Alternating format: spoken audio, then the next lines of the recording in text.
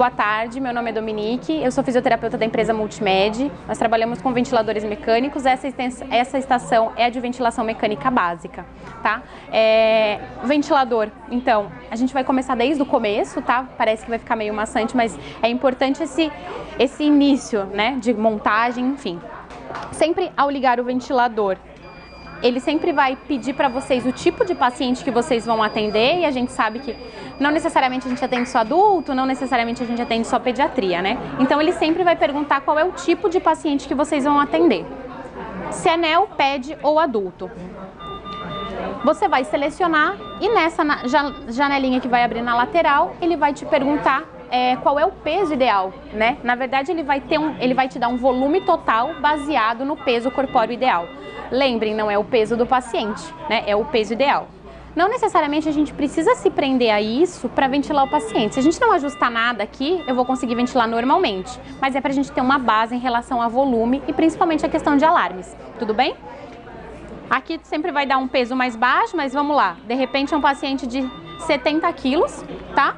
E ele vai perguntar abaixo, como você vai ventilar, né? A gente sabe que pacientes adultos a gente vai ventilar de 6 a 8 ml por quilo de peso. E sempre que eu mudar, ele vai mudar também o meu volume total, tá? Fica a cargo de quem está ventilando, a quantidade que vai ventilar. Aceitou, continuar, ele entra numa outra página, né? Questão de calibração do circuito. Por que é importante a calibração do circuito? Esses circuitos passam por reprocessamento, né? De repente é um circuito que tem algum furo e que vai causar uma fuga que vai ser importante lá na frente quando a gente estiver ventilando o paciente. O que é importante disso? E o desenho mostra, para que vocês conectem o filtro HME, né? Se vocês forem utilizar, o desenho mostra, né? Porque a gente sabe que a partir do momento que eu coloco o filtro próximo do meu paciente, eu aumento a resistência na via aérea dele, né? Conectou o filtro e aí sim, calibrem o circuito juntamente com o filtro. Tudo bem? Ocluiu a saída, ele vai iniciar um processo de calibração. Todo e qualquer evento que acontecer de fuga, enfim, algo que vá prejudicar a ventilação de vocês, ele vai abrir uma janela e sinalizá-los do problema para reiniciar o teste. Se não tiver nenhum problema, ele vai concluir o teste e vai abrir uma outra janela para vocês. Essa janela que abre, ele fala do sensor de oxigênio. Todos os ventiladores da Dixtal possuem uma célula de oxigênio aqui embaixo, tá? Essa célula de O2, ela serve para monitorização, nada mais que isso. Vai continuar ventilando o paciente normalmente sem ela. Ele é um bem consumível, tem um custo alto e a gente precisa trocar a cada 6, 12 meses. Então, normalmente os ventiladores vão estar sem.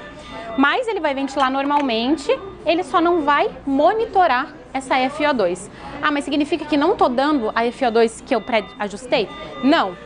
O blender dele é automático e é interno. Se você colocar 50 de FI, é 50 que está indo. Você só não vai ter esse parâmetro visual para vocês monitorarem. Tudo bem? Ele fala ainda assim, substituí-lo se necessário. Eu vou continuar ventilando normal. Apertou Enter e aí vem para os modos operativos, tá? Ele vai te dar todos os modos, inclusive as modalidades avançadas. O que é importante a gente saber nesse momento? As 3 modalidades básicas: pressão, volume e a pressão controlada, a pressão de suporte. 2 ciclos controlados, então o assistido controlado, a pressão ou a volume. E a pressão de suporte, que é a modalidade espontânea. O paciente apresentou drive respiratório, eu quero deixar ele respirar, ele vai entrar numa modalidade espontânea. Tudo bem? Seleciona a modalidade que vocês querem. Eu falo que esse ventilador ele é ótimo porque ele já vem com uma cola, né? A partir do momento que você seleciona a modalidade, ele já vai me dar o que eu preciso ajustar e já vem pré-ajustado de fábrica alguns parâmetros. Eu brinco que são parâmetros para não deixar o paciente morrer, né? São parâmetros básicos. Eu consigo entubar o paciente, não sei mexer nesse ventilador, conecto e aí, de repente, alguém que sabe mexer fala assim, ventilador é uma coisa, porque cada modelo é um. De repente, você colocar um na minha frente agora, eu sei ventilar, mas eu não sei mexer no ventilador. Tudo bem? A única coisa que eu brinco que eu mudaria é essa PIP, que sempre vai estar uma PIP de 5. Você nunca vai entubar um paciente adulto e deixar com uma PIP de 5, né? Você sempre vai deixar uma PIP mais alta. De 8 a 10 é o que tem sido preconizado aí para pacientes adultos. Tudo bem? Então, eu ajustaria a PIP. Ajustei, cheguei no parâmetro que eu quero, confirma. Tudo bem? Nessa parte de baixo, tudo que vocês conseguem controlar, então é o que vocês estão pré-ajustando. Volume, tempo inspiratório. A relação ins-ex a gente pode ajustar, mas ela é muito dependente da frequência do tempo inspiratório. Então, se eu mexer na minha frequência, a minha relação ins-ex mede também, tá? PIP, a sensibilidade, eu consigo tanto a fluxo quanto a pressão. Eu negativo a minha sensibilidade. Importante, quanto maior a minha sensibilidade, mais difícil do meu paciente respirar. Quanto menor a sensibilidade, mais liberdade eu deixo para ele entrar. Importante isso quando a gente fala de assincronia, né? Às vezes o paciente está muito assincrônico e a sensibilidade está de 1. Eu estou dando liberdade para ele entrar. Eu não preciso deixar essa sensibilidade muito alta. De repente, às vezes eu preciso sedar. Mas é importante vocês checarem sempre a sensibilidade se vê que o paciente está muito assincrônico. Tudo bem? E a FiO2, que a gente não consegue monitorizar, mas eu consigo pré-determinar ela. São os parâmetros que eu quero. Confirmo, o paciente vai começar a ventilar. Sempre vou conseguir enxergar três gráficos, então de fluxo, volume e pressão, e 2 loopings, tá? Nessa lateral, eu consigo enxergar... Opa!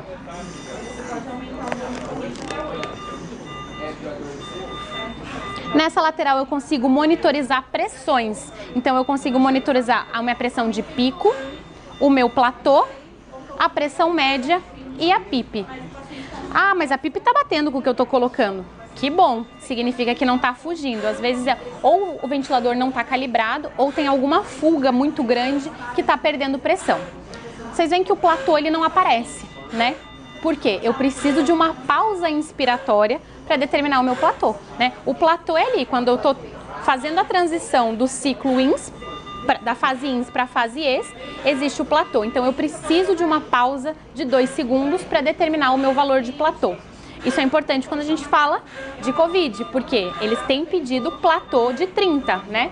Para a gente também fazer o cálculo do driving pressure. Como eu vou calcular esse platô? Nessa parte de baixo está escrito pausa ins e ex.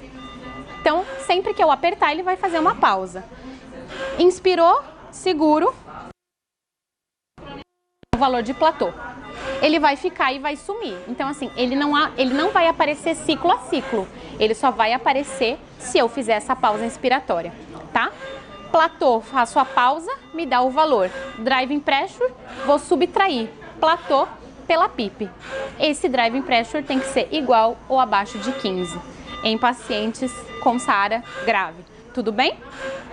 Nessa parte de cima é tudo que o meu ventilador está monitorizando, né? Então, eu consigo visualizar o quanto está dando de pico de fluxo, eu consigo ver a frequência respiratória, né? Ah, mas eu estou dando 10 de frequência e o paciente está fazendo 41. Está sincrônico, alguma coisa está acontecendo. Ou o paciente não está sedado, ou o paciente está secretivo e está interrompendo aí a passagem do ar para o paciente. Então, é importante essa monitorização. E a questão de volume minuto e volume total. Eu pré-determinei 560. Está chegando 558, então está batendo com aquilo que eu pré-ajustei. Tudo bem? Não quero ventilar volume. Ou meu paciente não respondeu a volume, eu tenho mais mão de ventilar a pressão. Modos, PCV, mesma coisa. Já vem pré-ajustado alguns parâmetros, o que eu preciso ajustar já aparece aqui. Seleciono e o meu paciente vai começar a ventilar a pressão. O que é importante? Importante aqui, que lá no volume eu determinava um volume e chegava o volume que eu pré-determinava. Aqui eu determino uma pressão e essa pressão vai gerar um volume, que de repente não vai chegar lá nos 550, 560 que eu pré-ajustei. E aí de repente eu preciso aumentar essa pressão. Tudo bem? Aqui é importante vocês saberem que a PINSP, a pressão inspiratória, sempre vai ser a soma da pressão controlada com a PIP. Porque alguns ventiladores é acima da PIP, então você tem que colocar uma PINSP muito alta para vencer o valor que vocês colocaram de PIP. Aqui não, ele vai ser a somatória dos dois. Tudo bem? Dúvidas, gente? Até aqui? O paciente respondeu bem, começou a entrar, eu quero mudar de modalidade para pressão de suporte. Quero deixar numa modalidade espontânea. Volta em modos, PSV. Se eu der Enter, ele não vai entrar. Ele pede para a gente configurar uma ventilação de respaldo, tá? pensando na segurança do paciente, que eu não vou dar frequência. Se o paciente não entrar, quem vai entrar, né? Então, menu, só vai aparecer ventilação de respaldo e ele vai perguntar qual é a modalidade que você quer que entre se esse paciente fizer uma apneia. Volume controlado, pressão controlada, você seleciona. Tempo de apneia, ele é ajustável, vem pré-determinado 15 segundos, mas você consegue ajustar para menos ou para mais, tá? A gente supõe que 15, 20 segundos é o suficiente, eu não preciso que o meu paciente tenha um tempo maior de apneia para ele entrar. Se em 15 minutos ele não entrar, volta nos parâmetros que vocês já tinham pré-ajustado. Aceita, aí sim, eu vou conseguir colocar meu paciente em pressão de suporte. A mesma coisa, só vai aparecer o que eu preciso ajustar. Pressão de suporte, corte da pressão de suporte, então sempre vai ser 25% da pressão de suporte. A PIP, a sensibilidade, aqui a sensibilidade é muito importante, porque ele está em modalidade espontânea. Não necessariamente eu vou ter que manter o 3 que estava quando ele estava entubado e estava sedado. Desculpa, entubado ele ainda vai estar, mas quando ele estava sedado, eu preciso que ele respire. Eu posso baixar para 2, eu posso deixar em 1 e eu dou mais liberdade para o meu paciente respirar. Eu quero que ele respire. Tudo bem? Agora, se eu vim aqui aumentar, ele vai forçar, ele vai puxar e o ventilador vai dizer, né? Aqui não. Tudo bem? Então, aqui é importante que vocês controlem a sensibilidade, porque quanto maior, mais difícil. Ele vai dizer assim, mas o paciente está fazendo apneia, mas eu não estou deixando ele respirar. Então, cuidado com a sensibilidade. Tudo bem?